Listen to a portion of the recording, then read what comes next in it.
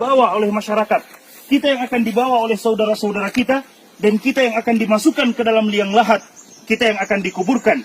Umar bin Khattab radhiyallahu ta'ala anhu kata Umar, setiap hari kita mendengarkan ada orang yang meninggal, disebutkan nama mereka, telah meninggal si fulan, si allan, dan pasti akan datang suatu hari di mana nama Umar yang akan disebutkan, telah meninggal Umar bin Khattab radhiyallahu ta'ala anhu. Dan itu telah terjadi. Maka hari ini pun saya katakan seperti itu.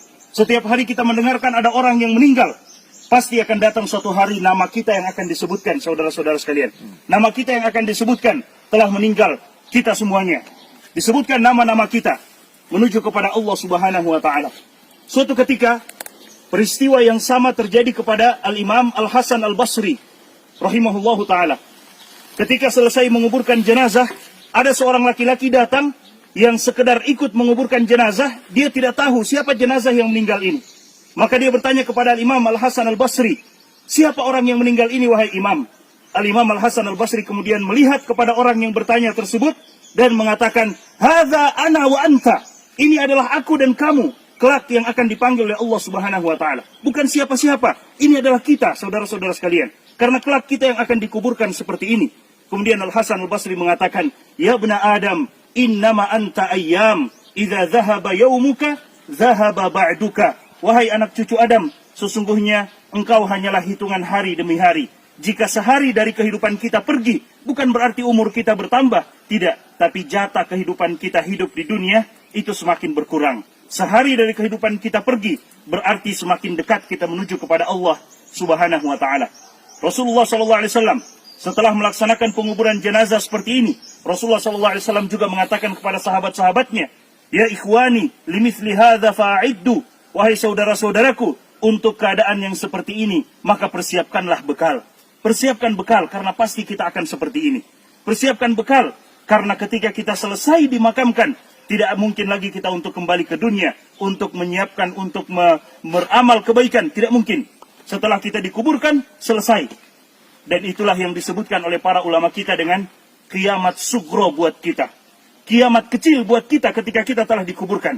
Karena tidak mungkin kita bangkit lagi untuk beramal ibadah. Selesai. Apa yang telah kita kerjakan akan kita dapatkan hasilnya. Dan apa yang kita lakukan dari dosa dan maksiat akan kita lihat juga hasilnya di hadapan Allah Subhanahu wa Ta'ala. فَمَنْ يَعْمَلْ مِثْقَالَ ذَرَّةٍ شَرًّا يَرَهُ وَمَنْ يَعْمَلْ مِثْقَالَ ذَرَّةٍ خَيْرًا يَرَهُ. Siapa yang beramal keburukan akan dilihat sebesar zarrah pun. Kata para ulama kita, zarrah bisa diartikan dengan anak semut. Sebagian ulama tafsir kita mengatakan zarrah artinya anak semut. Bayangkan saudara-saudara sekalian, subhanallah, semut saja sangat kecil, bagaimana dengan anak semut? Sebesar itu keburukan atau kebaikan kita akan kita lihat balasannya di sisi Allah Subhanahu wa Ta'ala. Tidak ada satupun yang akan dizalimi oleh Allah Subhanahu wa Ta'ala. Limithli hadza falyamalil 'amilun. Untuk keadaan seperti ini, maka hendaklah kita mempersiapkan amalan-amalan yang terbaik. Selesai menguburkan, Nabi SAW mengatakan kepada para sahabatnya, Salullaha li akhikumut tathbit. Minta dan bermohon kepada Allah Subhanahu wa Ta'ala untuk saudaramu yang telah dikuburkan ini at-tathbit, kekokohan, keteguhan untuk menjawab fa innahul ana yus'al, karena dia sekarang sedang ditanya oleh malaikat Munkar dan Nakir. Ditanya tentang man rabbuka, siapa Rabbmu? Ditanya tentang man nabiyuka, siapa nabimu? Ditanya tentang madinuka, apa agamamu? Pertanyaan yang semua kita sudah mendengarkannya, tapi tidak semua manusia bisa menjawabnya. Siapa Tuhanmu? Kita akan menjawabnya dengan ibadah kita kepada Allah Subhanahu wa Ta'ala. Siapa nabimu? Kita akan mampu menjawabnya dengan bukti nyata mengikuti Nabi SAW, mengamalkan sunnah-sunnah beliau dan menjauhi perkara-perkara yang beliau tidak datang dengannya. Dan apa agamamu? Kita akan mampu menjawabnya jika kita beragama dengan agama yang dibawa oleh Nabi Muhammad SAW. 3 pertanyaan yang kita mampu menjawabnya sesuai dengan bagaimana kita mengamalkan 3 hal tersebut di kehidupan dunia ini. Nabi SAW mengatakan seperti itu kepada para sahabat. Kemudian Allah Subhanahu wa Ta'ala berfirman di dalam Al-Quran, Yuthabbitullahu allazina amanu bilqawli tsabiti fil hayatid dunya wa fil akhirah. Orang-orang yang beriman, yang teguh dengan keimanannya, yang istiqomah dengan keimanannya, mereka, kata Allah Subhanahu wa Ta'ala, Yuthabbitullahu allazina amanu bilqawli tsabit.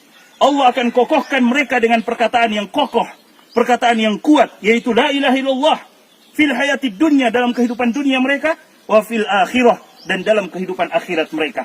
Dan kita semua tahu Kuburan bukan rumah terakhir buat seseorang, tapi kuburan adalah rumah pertama menuju negeri akhirat. Sebagaimana yang diriwayatkan oleh Utsman bin Affan radhiyallahu taala anhu, ketika beliau menziarahi kubur, beliau menangis, saudara-saudara sekalian, sampai basah jenggot beliau. Para sahabat yang melihat itu mengatakan, "Ya Utsman, dzukirat indakal jannah wan nar." Disebutkan di sisimu tentang surga dan neraka. Engkau menangis, tapi tidak seperti tangisanmu ketika engkau berada di sisi kuburan. Maka Utsman bin Affan mengatakan, karena aku mendengarkan Nabi SAW bersabda, "Al-maqabir awwalu manazilil akhirah." Kuburan adalah rumah pertama menuju negeri akhirat. Jika kita selamat di kuburan kita, saudara-saudara sekalian, maka yang selanjutnya akan dimudahkan oleh Allah Subhanahu wa taala. Namun jika kita disiksa di dalam kuburan kita, maka bagaimana dengan yang selanjutnya? Rasulullah SAW mengatakan kuburan hanya akan menjadi dua. Imma yakuna rawdatan min riyadil jannah atau hufratan min hufarin niran. Entah dia menjadi taman dari taman-taman surga, atau dia menjadi lubang dari lubang-lubang api neraka, waliyadzubillah. Dan kemudian setelah menguburkan jenazah seperti ini, Nabi SAW mencontohkan kepada kita, menganjurkan kepada kita untuk sejenak berdoa, meminta kepada Allah Subhanahu wa taala agar Allah Subhanahu wa taala mengampuni kita yang ditinggalkan, memberikan kesempatan kepada kita untuk juga beramal. Salah satu doa yang Nabi SAW ajarkan pada saat sholat jenazah, saudara-saudara sekalian. Pada saat sholat jenazah, Nabi SAW di antara doa yang beliau ucapkan, "Allahumma la taftinna ba'dahu, waghfir lana walahu." Ya Allah, jangan engkau berikan ujian kepada kami setelah orang ini meninggal, dan berikan ampunan kepada kami dan kepadanya. Karena orang yang telah meninggal, selesai urusannya dengan Allah Subhanahu wa taala. Minal mu'minina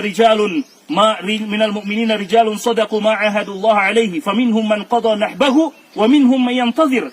Kata Allah Subhanahu wa taala, "Wa ma baddalu tabdila." Di antara orang-orang yang beriman ada yang jujur dengan keimanannya dan mereka telah tunaikan kepada Allah, artinya telah meninggal. Wa minhum man yantazir, dan ada di antara mereka yang masih menunggu kapan waktu mereka untuk meninggal. Tapi mereka yang masih menunggu itu, kata para ulama kita, jangan pernah mereka tertipu. Berdoa selalu kepada Allah. Jangan sampai Allah berikan kita ujian yang sebelumnya kita soleh, tiba-tiba kita meninggal dalam keadaan toleh. Waliyadzubillah. Na'udzubillah min dzalik. Makanya Nabi SAW berdoa, "Allahumma la taftinna ba'dahu." Ya Allah, jangan engkau berikan ujian kepada kami. Dan ujian yang paling buruk, saudara-saudara sekalian, ketika ujian itu menimpa agama kita. Kalau ujian menimpa usaha kita, toko kita, perdagangan kita, masih bisa diusahakan. Tapi jika ujian itu menimpa agama kita, mendengar suara azan kita tidak melaksanakan sholat, dipanggil untuk beribadah kita tidak beribadah, berarti hati-hati karena ujian sedang menimpa agama kita. Dan itu tidak bisa kita dapatkan gantinya kalau kita tidak segera merubah keadaan kita. Allah Subhanahu wa taala mengatakan, "Innallaha la yughayyiru ma biqaumin hatta yughayyiru ma bi anfusihim." Allah tidak akan merubah keadaan kita sampai kita mau merubah keadaan kita untuk menjadi lebih baik, menjadi lebih menghambakan diri kepada Allah Subhanahu wa taala. Kita berdoa kepada Allah Subhanahu wa taala, masing-masing kita berdoa kepada Allah, minta agar Allah Subhanahu wa taala menyelamatkan kita yang masih hidup, mengokohkan keimanan kita, kemudian meminta kepada Allah Subhanahu wa taala agar Allah Subhanahu wa taala melapangkan kuburan beliau dan menjadikan kuburan beliau sebagai taman dari taman-taman surga.